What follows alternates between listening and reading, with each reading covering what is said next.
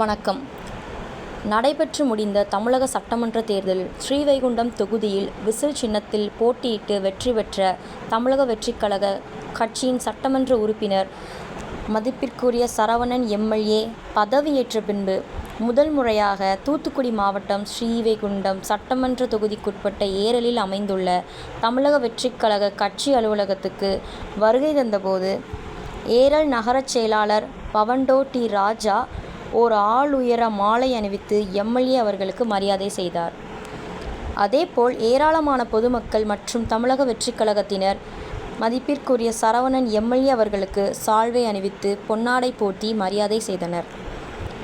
நிகழ்ச்சியில் ஸ்ரீவைகுண்டம் கிழக்கு ஒன்றிய செயலாளர் ஆர்.பி. அருண், ஏரல் நகர இணைச் செயலாளர் காளியப்பன் மற்றும் வேலு, தமிழக வெற்றிக்கழக செயற்குழு உறுப்பினர் பவித்ரா உட்பட ஏராளமான தமிழக வெற்றிக்கழக நிர்வாகிகள் மற்றும் பொதுமக்கள் ஏராளமானோர் இந்நிகழ்ச்சியில் கலந்து கொண்டனர்.